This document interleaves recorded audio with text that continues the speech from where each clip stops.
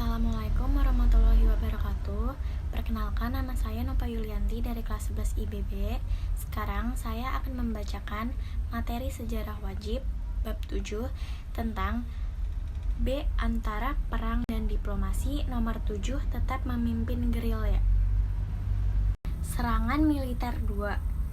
Pasukan tentara Belanda melakukan penyerangan tersebut pada wilayah Nusantara tanggal 19 Desember 1948. Tujuannya adalah menguasai Nusantara kembali dengan cara keseluruhan. Sementara di sisi lain, masyarakat Indonesia tidak siaga dikarenakan serangan yang begitu mendadak. Oleh karena itu, pasukan Indonesia wajib mencari tutorial lain untuk menghadapi serangan pasukan Belanda, yaitu dengan taktik perang gerilya, dengan Panglima Besar Sudirman sebagai pemimpinnya. Apa itu perang gerilya? Perang gerilya adalah perang yang dilakukan secara sembunyi-sembunyi, berpindah-pindah, dan penuh kecepatan. Perang gerilya bangsa Indonesia memiliki ciri-ciri sebagai berikut. Pertama, menghindari perang terbuka. Kedua, menghantam musuh dengan cara tiba-tiba. Ketiga, menghilang di tengah lebatnya hutan alias kegelapan malam. Keempat, menyamar sebagai rakyat biasa. Jenderal Sudirman memberikan pegangan dan kekuatan batin kepada rakyat dan prajurit yang berjuang untuk kelangsungan hidup negaranya. Dalam waktu 1 bulan, pasukan TNI telah berhasil melakukan konsolidasi dan mulai memberikan pukulan secara teratur kepada musuh. Seluruh Jawa dan Sumatera menjadi satu daerah gerilya yang menyeluruh. Pada tanggal 24 Januari 1949, Dewan Keamanan PBB mengeluarkan resolusi agar Republik Indonesia dan Belanda segera menghentikan permusuhan. Kegagalan Belanda di medan tempur dan tekanan Amerika Serikat yang mengancam akan memutuskan bantuan ekonomi dan keuangan memaksa Belanda untuk kembali ke meja perundingan. Peranan serangan umum 1 Maret 1949 untuk menunjukkan eksistensi TNI.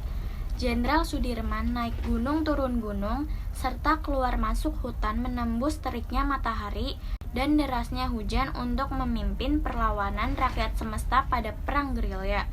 Bahkan, beliau dan para pengawalnya sempat menetap selama 99 hari sejak tanggal 31 Maret 1949 hingga 7 Juli 1949 di Desa Pakis, Sobo, Kecamatan Nawangan, Pacitan, Jawa Timur. Sementara itu, MBKD dan MBKS kembali diaktifkan di bawah komando panglimanya masing-masing. Pemerintah militer tetap melakukan kegiatannya, dengan demikian Republik Indonesia masih berdiri tegak. Belanda mengira dengan jatuhnya kota Yogyakarta, kekuatan TNI akan hancur berantakan. Dengan demikian, berarti kampanye militer mereka telah berhasil. Tinggal melaksanakan operasi pembersihan yang memerlukan waktu 1 atau 2 bulan.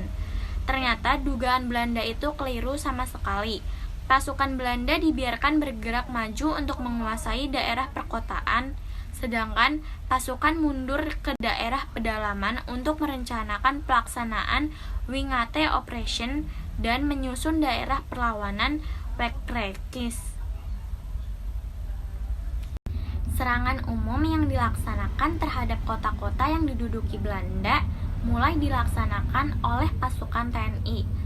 Serangan yang paling terkenal adalah serangan umum 1 Maret 1949 terhadap kota Yogyakarta di bawah pimpinan Komandan Brigade 10 Letnan Kolonel Soeharto. Sementara itu, Sri Sultan Hamengkubuwono IX menolak kerjasama dari Belanda. Pasukan TNI berhasil menduduki kota Yogyakarta di bawah pimpinan Komandan Brigade 10 Letnan Kolonel Soeharto. Sementara itu, Sri Sultan Hamengkubuwono IX menolak kerjasama dari Belanda. Pasukan TNI berhasil menduduki kota Yogyakarta selama 6 jam. Keberhasilan serangan umum ini kemudian disebarluaskan melalui RRI gerilya yang ada di Gunung Kidul, lalu disebarluaskan ke luar negeri. Sekian dari saya, kurang lebihnya mohon maaf. Terima kasih. Wassalamualaikum warahmatullahi wabarakatuh.